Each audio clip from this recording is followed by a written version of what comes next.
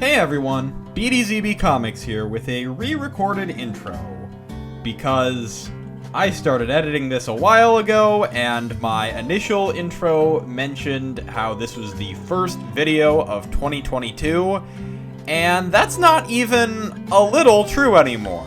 Yeah, suffice it to say that, things got a little off course, but I'm gonna steer us back in the direction of Super Smash Bros. MOVESET videos, because those are kind of the bread and butter of this channel, and I do want to regain a little bit of the normalcy of pre-2022. Even though Ultimate's DLC has ended, that doesn't mean that I can't still have some fun with different character concepts, as it's fun to parse out how a specific character would play if they were to get included someday.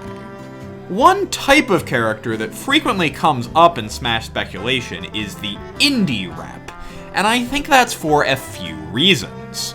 First of all, indie games have had a huge boom in popularity over the past decade, and many of them have captured audiences rivaling or even surpassing those of their AAA counterparts. But second of all, I think it's because a lot of gamers like to root for the underdog. Smash's roster consists almost entirely of huge icons of multi-million-dollar franchises made by some of the most famous game publishers in the world. So, to see a character from a game made with a tiny fraction of the budget and staff be put alongside the likes of Mario, Sonic, and Pikachu would really help to highlight just how important indie games are to the industry, and it would be a dream come true for the devs behind said character. Often when discussing indie characters for Smash, there are a few particular games that keep coming up, namely Undertale, Hollow Knight, and Shovel Knight. And while I'd certainly be hyped to have any of those franchises represented in Smash, I figure the most indie thing to do would be to talk about a character who I don't think gets brought up in discussion all that much, but would be a meaningful addition to Smash nonetheless. The Spiritfarer Stella, who will be bringing along her pet cat, Daffodil. Their relationship to one another would be a lot more tangential than other duo characters. Players would mainly be controlling Stella, with Daffodil just kind of following her around and assisting with a couple moves here and there. Daffodil dies when Stella dies, and cannot be knocked out separately. Stella would be a very lightweight and floaty character similar to Sora. She would have 2 jumps and no additional movement options. So, why Stella and Daffodil for Smash? Well, a couple reasons. First of all, I think that Spiritfarer is a great game, and I think that doing this moveset could possibly raise awareness for one of my favorite games to come out in the past couple of years. But also, I think that the life sim genre could use more representation in Smash, beyond just the 2 Animal Crossing characters we already have. And Stella would provide a unique playstyle that, while similar to Isabelle and Villager, definitely has a few unique twists. What do I mean by that exactly? Well, let's get right into the moveset. As a new series to Smash, Spiritfarer is going to need its own series icon, similar to, Mario's mushroom, Sonic's little Sonic head, etc. And so, for that, I think it would be wise to use the Thunder Lotus Games logo. Yeah, I know that it doesn't really appear within the game itself, just as a little splash screen before to advertise the studio that made the game, but if Solid Snake can get away with using the Kojima Productions logo in Smash Bros. Brawl, I don't see why we should treat Stella any differently. Stella enters a match by sliding in on a zipline, which is one of the unlockable skills that she can get once you've helped a few spirits into the afterlife, which is definitely something I will continue to pull from throughout this moveset. Another big thing that I will be using for a lot of moves is Stella's Everlight, which is basically just a glowing yellow orb, but it can transform into basically anything that Stella could ever possibly need, and it has a bunch of transformations already within Spiritfarer, so while I could theoretically make up a bunch of stuff for the Everlight to transform into, I don't really need to. I can just pull from the source material. With that as her main weapon, and it taking a ball form by default, it makes sense that Stella's basic attack would just be her throwing the Everlight. Her AAA combo would actually take some inspiration from Multiverses. But you know that move where Tom and Jerry hit the ball back and forth? Yeah, picture that, except it is Stella and Daffodil, and it's the Everlight traveling back and forth. And if an enemy is caught in between that, they're gonna be racking up some damage. Stella's dash attack is fittingly the ability called Dash within Spiritfarer, wherein she launches herself into the air with a burst of light that serves as sort of a running tackle. Her side tilt has Stella perform an arm thrust while clutching the Everlight. The strongest hitbox in the move is the Everlight itself. Her side smash is one of many references to activities that you can perform aboard your ship, and it transforms the Everlight into a scythe that she swings from high to low. Her up tilt transforms the Everlight into a yo-yo, and she swings it in an upward arc like a weaker version of Ness's up smash. This is a reference to one of her idle animations in Spiritfarer. Her up smash has her do what she does when there is a thunderstorm and pull out an empty bottle, which is then struck by lightning for her to collect. Her down tilt transforms the Everlight into a hammer, and she performs a quick, spammable whack, not unlike Isabel's jab. Her down smash also uses that hammer, but this time she charges it up behind herself before swinging at the ground. A burst of flames erupts when she strikes the earth, although there is also a hitbox on the hammer itself. This is a reference to when you are smithing and you mess up the timing and accidentally end up lighting yourself on fire. So I'm going in kind of an unconventional order this time because in order to really explain the aerials, I am going to also need to explain Stella's up special. So let's get into the special moves. And I'll be going in a weird order for these, too. Stella's neutral special is the pickaxe, which she uses for mining in-game. This transforms the Everlight into a pickaxe, and she starts swinging. The longer you charge before releasing, the more powerful the move becomes. However, if you charge for too long, the pickaxe breaks, and Stella will be momentarily stunned. If Stella manages to hit twice in a row with this move, the second swing will do increased damage, referencing how it usually takes at least 2 swings to mine ore.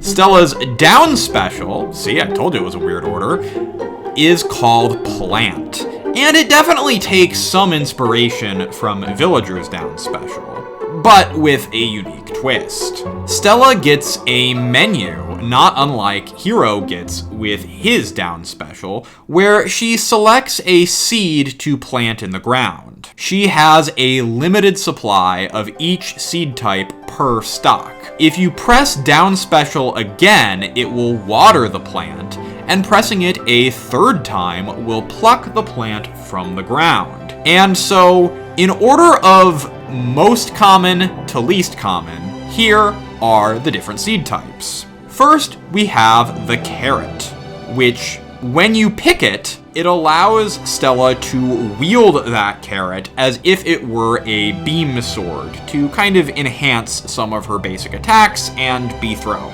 Next up, we have lettuce, which, when plucked, automatically heals 5% of Stella's damage. Sounds great, except you gotta remember, it takes a while for this stuff to grow, so unless you're just being really campy and your enemies aren't paying any attention to you whatsoever, you're probably going to take at least 5 damage in the amount of time it takes to grow that. lettuce, Next up, we have corn, which can be picked up and thrown. Once thrown, the corn cob will explode into popcorn kernels, damaging anyone caught in the blast. The second rarest type of seed is the fire seed, which, when plucked, causes fireballs to shoot out of the ground, damaging anyone nearby aside from Stella herself. And then, finally, we have the odd seed, which will give Stella a random item when it's plucked, although it'll only pull from the items currently selected on the items menu. So, if there aren't any items selected on the items menu, this will instead give her an odd vase, which can be thrown at enemies and shatter upon impact. This does a lot of damage, but remember, it's the rarest seed, so you're not gonna get a lot of chances to throw that vase. Now that I've explained how Stella can plant vegetables, let's go over how to destroy them. Her side special is called Sheep. She summons a sheep to walk around the stage. The sheep can be hit twice before being knocked out. The first hit causes the sheep to drop wool. The wool can be picked up and worn by any character, temporarily decreasing enemy damage and knockback. The sheep will also passively, when walking by vegetables, just eat them, and that will destroy them. So the Stella player that planted them will have to plant them again. Oh, and when a plant is eaten by a sheep, it doesn't, the player that had their plant destroyed doesn't get their seed back from that. So you can be real mean with the sheep and use it when you know that the opponent only had one of that remaining plant left, if you're dittoing Stella's here.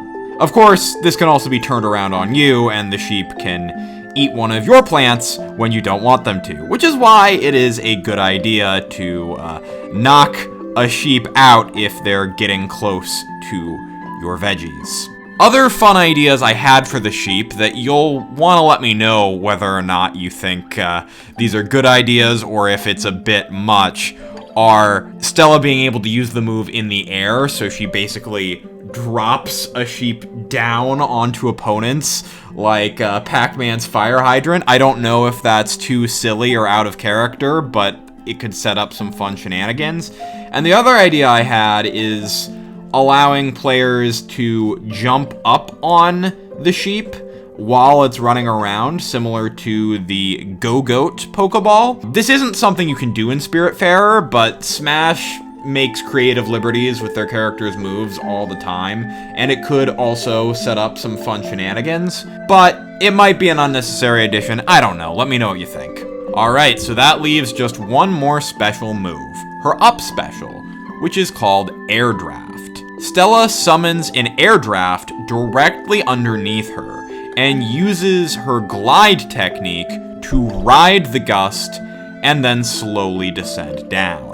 Pressing up B again will put her into freefall, but if Stella players wish to avoid that, they can use other moves instead. Although, if Stella takes her hands off of her hat for these attacks, they will cause her to go from a slow descent into a faster fall. The air draft will be suspended on a platform, even if used in the air, so it can't drop like Sonic Spring. The air draft does stick around for a bit after the move is initiated, and other characters like Peach and Game & Watch can use it to propel themselves upward with their up specials. Only one air draft can be active per Stella player at a time, though. So her up special, that can keep her in the air for a long time and set her up for some great follow-ups. What would her follow-ups be? Well, her aerial moves, of course. First, we have the neutral air, which is based on her light burst ability. It creates a circle of light around her body, hitting on all sides. Since she does not need to remove her hands from her hat for this technique, it will not cancel her up B's descent to use this move. Next, we have the forward air, which is one of the moves that Daffodil helps out with. He gets on top of Stella's hat and does a quick forward claw swipe. This also does not cancel Stella's up B descent. Her back air also involves Daffodil, who grabs onto Stella's hat and does a quick backwards tail swipe. And since it's Daffodil performing the move, again, Stella doesn't need to take her hands off of her hat. Her up air causes her to spread her hat out above her head as if using the glide technique, and then puts it back on. This move propels Stella upwards slightly. And then we have her down air, a twirl similar to Mario's down air based on the twirl she does using the bounce ability. She actually does take her hands off of her hat for this one, so this is gonna put her into a faster fall, as would using any of her specials in the air.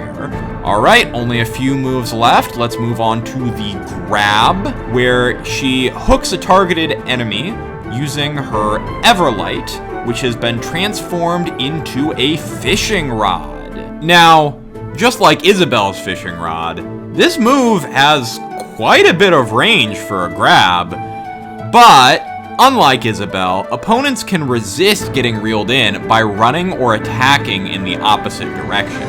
If Stella can't drag them in within a specific time frame, the rod snaps and Stella is left vulnerable. It becomes harder to reel opponents in as she continues to take damage, so it's a good idea to try and grab opponents early in a match than to try and get a faraway grab in right at the end, when you're already kinda up shit crick. Once the opponent has been reeled in real close, Stella can follow up with her Pummel, where she brings the opponent in front of her for a hug and continually squeezes them. Her forward throw hooks the foe on the fishing rod again and slams them down, launching them upward.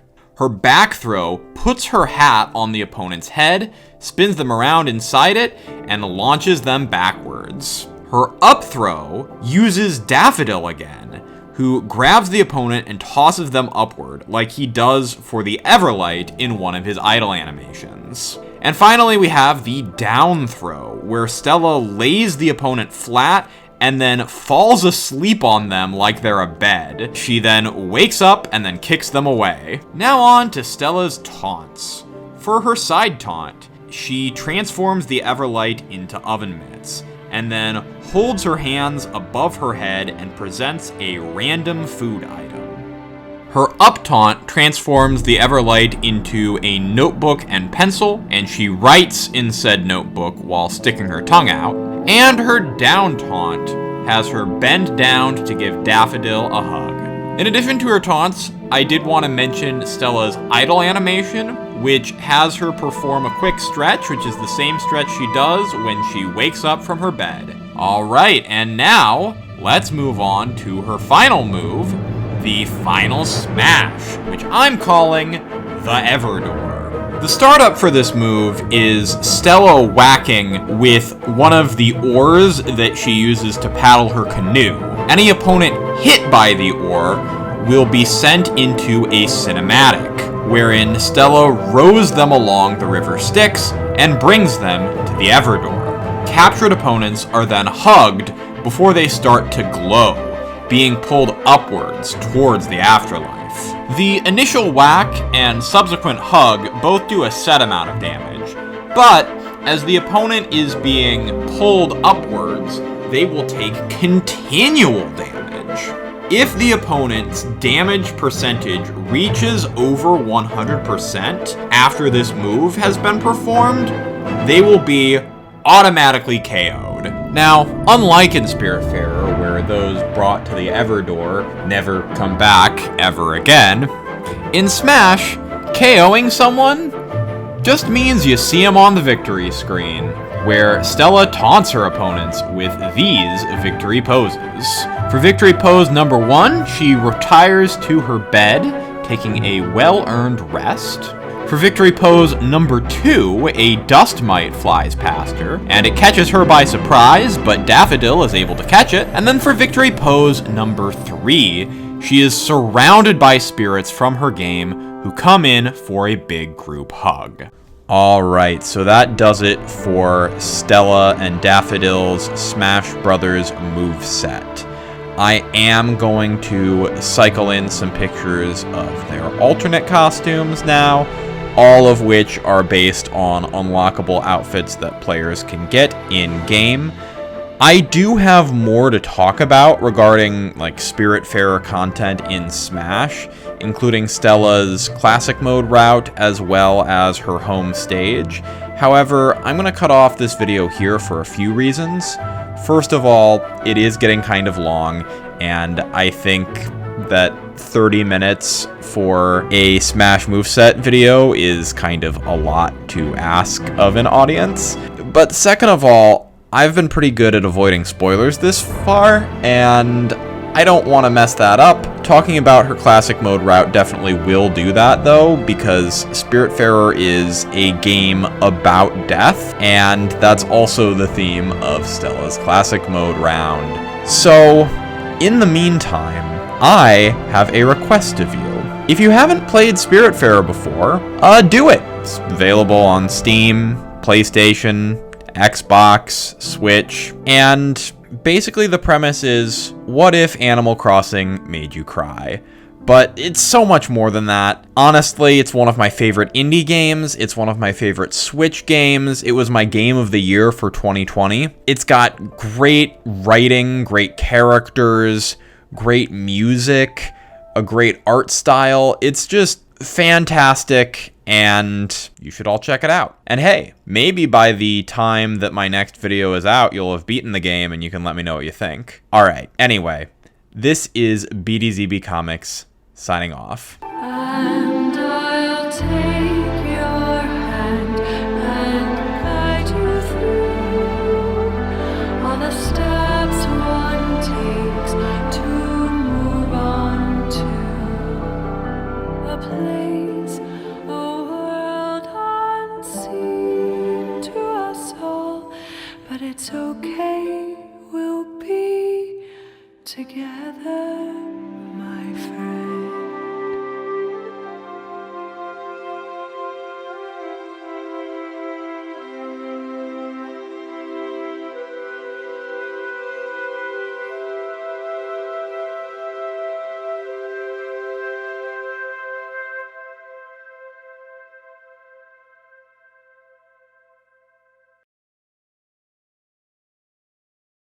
So, what did you think of the video, and what did you think of this thumbnail on screen right now?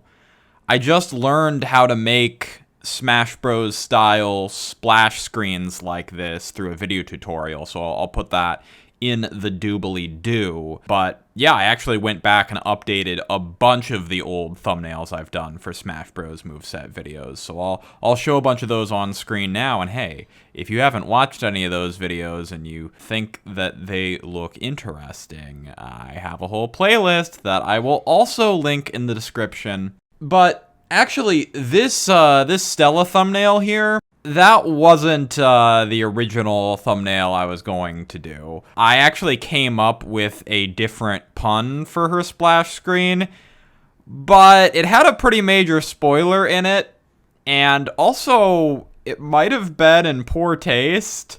Here it is now. Yeah, it's a good pun, but maybe I made the right call by changing it.